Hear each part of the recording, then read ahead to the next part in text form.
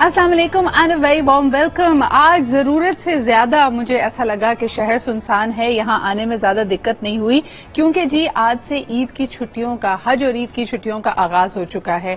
और वैसे तो कहा जा रहा है कि हम बड़ी मुश्किल हालात से गुजर रहे हैं, महंगाई भी है, सब कुछ है, लेकिन ऑन द अदर हैंड हमारे सामने ये सूरत हाल है कि 5-5 छुट्टियां हमें अल्हम्दुलिल्लाह मिल रही है। ये पाकिस्तान का वैसे खासा है, हम हर त्योहार को, हर फेस्टिवल को भरपूर अंदाज में मनाते हैं सोकर। ये कौम किसी जरूरी काम से सो रही है। लेकिन जी इस वक्त ये भी देखने में आ रहा है, इफ यू लुक अराउंड, जो ईद की गहमा गहमी होती है, जिस तरह लोग खरीदारी के लिए निकलते हैं, ईद की तैयारियां करते हैं, उसमें एक बहुत बड़ा मिसिंग गैप इस वक्त मौजूद है। लोगों की कुव्वत खरीद यानी इसमें कोई डाउट नहीं है कि कम हुई है। बहुत सारे रेस्टोरेंट्स, ईटिंग आउट प्लेसेस में आप देख रहे हैं कि लोग ना ज्यादा जा रहे हैं, बल्कि कईयों के शटडाउन होने की खबरें भी आ रही हैं। अब सोचिए कि ईद का मौका है, एंड ऑफ द ईयर है, फिस्कल ईयर की अगर बात की जाए तो क्लोजिंग भी है, लेकिन इसके बावजूद चीजें बहुत मुश्किल नजर आ रही हैं। क्या पाकिस्तान ऑफिशियली स्टैगफ्लेशन में जा चुका है?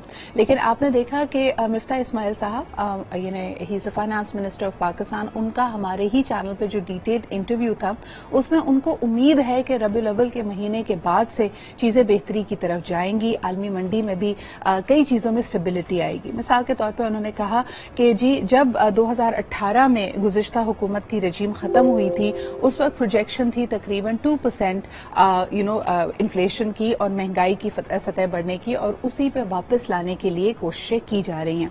मिफ्ता इस्माइल साहब ने यहाँ पे बहुत सारी चीजों का हवाला दिया। उन्होंने कहा घी, चावल, इस तरह की यूटिलिटीज की अगर आप चीजें देखते हैं तो अवाम को रिलीफ दिया गया है। ऐसा ये तासुर गलत है कि अवाम को रिलीफ नहीं दिया जा रहा। इस वक्त अगर 550 रुपए किलो में अगर आपको घी मिलता है, तो अगर आप यूटिलिटी स्टोर्स की तरफ देखेंगे वहां पे 300-350 में ये अशिया आपको मिल रही हैं, और उनको आने वाले दिनों में उम्मीद है कि मजीद कीमतें नीचे जाएंगी। स्पेसिफिकली उनसे पेट्रोलियम के हवाले से जब सवाल किया गया, क्योंकि कुछ खदशात ऐसे भी, आपने भी हेडलाइन देखी होगी कि एक बयान आया PMLN के ही किसी रुकन का, जिसमें उन्होंने कहा कि शायद पेट्रोल की कीमत 1000 रुपए लीटर पे भी जा सकती है, और उसके बाद चहमगोइयां होने लगी और बहुत सारे लोगों के खदशात थे कि भाई ये तो गुजारा नामुमकिन हो जाएगा, जिसमें उन्होंने कहा कि नहीं, उनको उम्मीद है कि आलमी मंडी में भी तेल की प्राइसेस नीचे जाएंगी और उसका फौरी रिलीफ, फौरी असर आप पाकिस्तानी मार्केट में देखेंगे। लेकिन ये जो मुश्किल का वक्त है, इसमें यकीनन लोगों के जहन में बहुत सारे सवालात हैं, हमारे जहन में भी बहुत सारे सवालात हैं कि क्या अगर पॉलिसी साजी की बात की जाए, क्या अगर चीजों को बेहतरी लाने की बात की जाए, is this government doing enough? क्या हमारा पॉलिसी फ्रेमवर्क आने वाले दिनों के लिए, मुश्किलात के लिए तैयार है? और खुशी की किरण यानी उम्मीद की किरण हमें कहां से नजर आ रही है? हमारे साथ इस वक्त मौजूद है माहिर मईशत यानी इकोनॉमिस्ट मुज़म्मिल सोहरवर्दी साहब। आइए उनसे मालूम करते हैं कि उनका इस वक्त क्या तज्जिया है मौजूदा हालात पे। अस्सलाम वालेकुम मुज़म्मिल साहब। अस्सलाम वालेकुम जी। मुज़म्मिल साहब, मुझे बताइएगा कि इस वक्त जो सूरत हाल है, खास तौर पे तेल की प्राइसेस को लेकर जो लोग इस वक्त बहुत ज्यादा परेशान हैं, उस पे आपका क्या रद्द अमल है? क्या आप भी उम्मीद करते हैं कि आलमी मंडी में जैसे ही प्राइस नीचे जाएगी, बट दैट्स लाइक सेइंग कि इसमें कोई टाइमलाइन हम दे नहीं सकते? आपका इस पे क्या ख्याल है? नहीं, मेरा ख्याल है कि ये ऑयल प्राइसेस नीचे आना शुरू हो गई हैं। $130 तक गई हैं और अब $99 पे आ गई हैं। ठीक है। मेरा जाती अंदाजा है कि इस वक्त सप्लाई और डिमांड का गैप है, क्योंकि रूस का तेल मार्केट में नहीं है उस तरह बिकने के लिए सैंक्शंस की वजह से। नतीजतन मार्केट में तेल की शॉर्टेज है।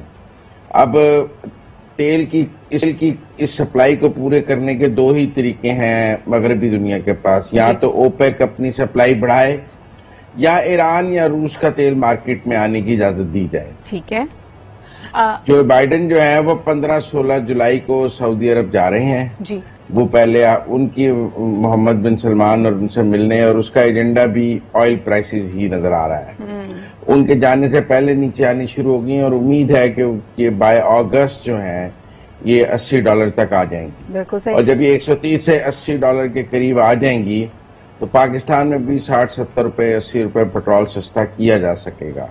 जब पेट्रोल सस्ता होगा तो गैस सस्ती होगी, कोयला सस्ता होगा, پھر اس کے ساتھ جو ہم چیزیں امپورٹ کرتے ہیں مثلا خوردنی تیل اور سب کچھ یہ سب بھی سستا ہوگا کیونکہ سب لنکڈ ہے مزمل صاحب یہ اس کے لیے تو کڑے فیصلے کرنے پڑ رہے تھے اور کر بھی رہی ہے موجودہ حکومت، لیکن ایک اور جو اس وقت بات ڈسکشن میں آ رہی ہے کہ کیا مفتاح اسماعیل صاحب بطور وزیر خزانہ کنٹینیو کریں گے یا نہیں، اور ان سے بڑے کلیئرلی جب یہ سوال ہماری چینل پہ کیا گیا تو انہوں نے کہا کہ انہوں نے مختلف جو سینئر لیڈرز ہیں PMLN ان کا نام لیا، انہوں نے کہا نہیں انہوں نے میرے حق میں ٹویٹ کی ہے، اور پھر ان سے باقاعدہ سوال کیا گیا کہ کیا موجودہ وزیر اعظم شہباز شریف صاحب یا پھر نواز شریف صاحب ان سے نالاں ہیں، کیا ان کی پرفارمنس سے ان کی پالیسیز سے وہ مطمئن تو ہیں، تو انہوں نے کہا جی فی الحال تو مطمئن ہے۔ آپ کی کیا خبر ہے، آپ کو کیا لگتا ہے کہ کیا مفتاح اسماعیل صاحب کنٹینیو کریں گے، یا کہ جس طرح کی بات کی جا رہی ہے کہ اسحاق ڈار صاحب کی وطن واپسی ہوگی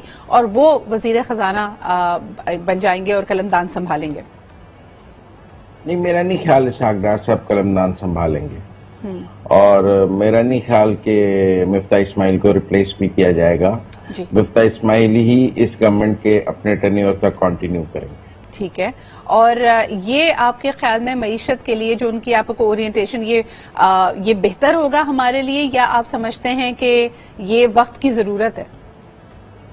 دیکھیں، میں کمپیئر کریں انہیں اسد عمر صاحب سے، جی، تو جب 2018 میں اسد عمر آئے تو وہ بہت کنفیوز تھے کہ ہمیں IMF کے پاس جانا ہے نہیں جانا، اور اس کنفیوژن کی ہی قیمت ہم آج تک ادا کر رہے ہیں، کیونکہ جب ہم لیٹ IMF کے پاس گئے، جو عمران خان نے خود بھی تسلیم کیا، تب تک IMF کی شرائط بہت کڑی ہو چکی تھیں اور پاکستان بہت مشکل میں پھنس چکا تھا۔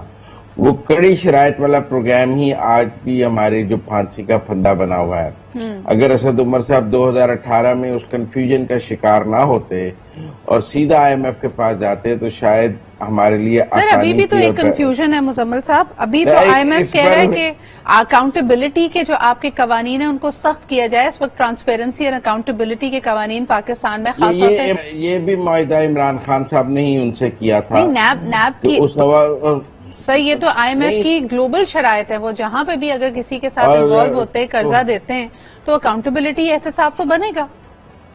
نہیں، ویورز بھی دیتے ہیں، وہ ایسی بات نہیں ہے۔ پاکستان نے 16 دفعہ IMF سے ان کی شرائط پر ویور لیا ہے، لیکن اس بار جب عمران خان صاحب نے نیگوشیٹ کیا تو ویور لینا چاہیے تھا پیٹرول کی قیمت نہ بڑھنے پر، ویور لینا چاہیے تھا اور دوسری چیزوں کے اوپر۔ انہوں نے تو کوئی نیا معاہدہ کو سائن نہیں کیا ہے نا، یہ تو کنٹینیو کر رہے ہیں جو ایگریمنٹ سائن ہوا ہے۔ سر اسی پہ تو سوال کھڑے ہوئے ہیں دوبارہ، جب نیب کے قوانین میں ترد و بدل آئی ہے اس کے بعد IMF نے تو سوال اٹھایا کہ اکاؤنٹیبلٹی اور احتساب کے قوانین تو آپ کے ملک پہ بہت ویک ہیں اور اس پہ ہمیں کنسرن ہے۔ وہ اینٹی کرپشن اور FIA کے ذریعے مضبوط کیے جا سکتے ہیں، اس کے لیے کوئی نیب کا، پوری دنیا میں نیب کے ادارے ہیں جہاں IMF کام کر رہا ہے، وہاں نیب بنی ہوئی ہے جہاں IMF کام کر رہا ہے، یہاں IMF قرض دے رہا ہے، وہ نیب بنا کر قرض دیتا ہے۔ چلے FIA کے ذریعے ہی صحیح، کیا آپ کو ایسا ہوتا ہوا نظر آ رہا ہے؟ اس کو ہاں وہ بہتر کیے جا سکتے ہیں قوانین، وہ تو کوئی بات نہیں، اور ہر وقت بہتر کیے جانے چاہیے، اور میں سمجھتا ہوں اینٹی کرپشن اور FIA کے ذریعے ہی کیے جانا چاہیے۔ نیب کا جو ایڈونچر ہے اس سے تو صرف کنگز پارٹیز نکلی ہیں، پولیٹیکل انجینئرنگ نکلی ہے، اور کیا نکلا ہے؟ متعامل ہو سکتا ہے پاکستان اتنی شدید انسٹیبلٹی کا، آپ کی ایک طرح سے ریزرویشنز ہو سکتی ہیں نیب کو لے کر، لیکن اس کو مکمل طور پہ یہ کہنا کہ وہ ایک ڈیفنکٹ ہے یا اس کی ضرورت ہی نہیں تھی، کیا یہ بات صحیح ہے، درست ہے آپ کے خیال میں؟ جی میرے خیال میں درست ہے۔ دیکھیں نا جی، ادارے کی پرفارمنس دیکھی جائے گی نا، کیا ادارہ کوئی کرپشن کا کوئی پیسہ واپس لا سکا پچھلے 10 سال میں؟ 2002 سے بنا ہوا ہے، کوئی 3 سے کوئی چیز، کوئی 1 روپے کی چیز ریکوری کر سکا؟ کیا ادارے نے کرپشن پہ پری بارگین کے علاوہ ان کے پاس کیا ہے؟ وہ بھی چند مزمل صاحب ایک سوال ڈائریکٹلی آپ کے ڈومین میں نہیں آتا، لیکن میں پھر بھی چاہوں گی کہ آپ اس کے بارے میں ضرور کامنٹ کریں۔ اس وقت ہمیں پتا ہے کہ پاکستان کی معیشت ایک بہت مشکل دور سے گزر رہی ہے، تو نو بڈی انویز دا فائنانس منسٹر، سب سے مشکل کام شاید ان کی ذمہ ہے، لیکن ساتھ ہی اگر ہم یہ دیکھیں کہ صحافیوں کے لیے بھی اپنا کام کرنا بہت مشکل ہے، اور ایک تاثر یہ مل رہا ہے کہ جب بھی حکومتی پالیسیز خصوصاً معیشت کے حوالے سے یا احتساب کے قوانین کے حوالے سے کوئی تنقید ہوتی ہے تو اس وقت صحافی اس کا خمیازہ بھگت رہے ہیں۔ یہ تاثر موجودہ رجیم کی جو اس کی ایک امیج بلڈنگ ہے اس کو بہت نقصان پہنچا رہا ہے، آپ اس پہ کیا کہیں گے؟ میں سمجھتا ہوں ایسا نہیں ہونا چاہیے۔ پہلی بات تو یہ ان پرنسپل آزادی اظہار اور صحافیوں کو مکمل آزادی سے کام کرنے کی اجازت ہونی چاہیے، اور جب تک صحافت چوتھا پلر ہے، جب تک یہ نہ ہو، عمارت کھڑی نہیں ہو سکتی جمہوریت کی۔ لیکن اس کے ساتھ ساتھ میں یہ بھی کہوں گا کہ اس پہ صرف موجودہ رجیم کو آپ کیوں کہہ رہے ہیں؟ پچھلی رجیم میں کیا لوگ شمالی علاقوں کی سیر پہ غائب نہیں ہو جاتے تھے؟ کیا لوگوں کو گھروں میں گھس کے پھر وزیر اعظم کہتے تھے مجھے تو نہیں پتا کیا ہوا ہے؟ سر ہتھکڑیاں لگا کے تو اریسٹ کوئی نہیں ہوا۔ اچھا، وہ جو غائب کر دینا ہے وہ چھوٹا جرم ہے، اور ہتھکڑی لگا کے عدالت میں پیش کرنا بڑا جرم ہے آپ کے نزدیک؟ کسی کو اٹھا کے 4 دن پتہ ہی نہ لگے وہ کہاں ہے، اور وہ آ کر کہ میں شمالی علاقہ جات کی سیر پہ تھا، وہ زیادہ بڑا جرم تھا یا کسی F I R? Why are we comparing to wrong sir? دونوں اپنی جگہ غلط ہیں، لیکن ہم تو موجودہ سچویشن پہ بات کریں نا۔ آپ کے فکرے میں موجودہ رجیم تھا، یہ ہمارے پاکستان کا ایک المیہ ہے، ہر حکومت میں ایسے ہوا ہے، اور جو ہمارا پاور سٹرکچر ہے، جو ہمارے جو یہ حکومت ہو، اور خاص طور پہ کیونکہ یہ تمام مختلف جماعتوں کا ایک پی ڈی ایم ہے، ساتھ آیا ہے، یہ تو مورلی ہائی گراؤنڈ لیتا ہے، یہ تو عدم اعتماد کی تحریک لے کے آئے، یہ کہہ کر کہ جو موجودہ یعنی جو گزشتہ دور کی خامیاں ان کو صحیح کرنا ہے۔ اور آپ کہہ رہی ہیں عمران خان صاحب ہائی مورل گراؤنڈ پہ نہیں تھے، اور یہ گورنمنٹ ہائی مورل گراؤنڈ پہ۔ یہ آپ کا اپنا تجزیہ ہے، میں نے صرف آپ سے یہ سوال کیا کہ انہوں نے تو ماضی کی گزشتہ حکومت کی غلطیوں کو صحیح کرنے کا سٹینڈ لیا تھا نا، تو اگر اس کے اندر مسنگ پرسنز والا معاملہ بھی ہے، صحافیوں کی زد و کوب بھی ہے، تو اب تو وہ چیزیں صحیح ہونی چاہیے۔ اور اداروں کے خلاف بولنے پر 5 سال قید کا قانون بھی عمران خان صاحب نے بنایا تھا، جس کے تحت آج سے صحافی گرفتار ہو رہے ہیں۔ سر پیکا تو آپ لوگوں نے ڈیفنکٹ کر دیا نا، اس پہ بھی تو بات ہوئی تھی، وہاں سے یعنی یہ پک اینڈ چوز کی ایسا لگ رہا ہے کہ سیاست چل رہی ہے۔ آپ پک اینڈ چوز کی تو ہے، یہ بات میں آپ کو، جو رائٹ سائڈ ہے یا لیفٹ سائڈ ہے، پک اینڈ چوز کی ہے، یہ بات میں آپ سے متفق ہوں۔ جی لیکن کچھ لوگوں نے ریڈ لائنز کراس بھی کی ہیں، اور پاکستان کی صحافت، سیاست، اس سب میں ریڈ لائنز موجود ہیں۔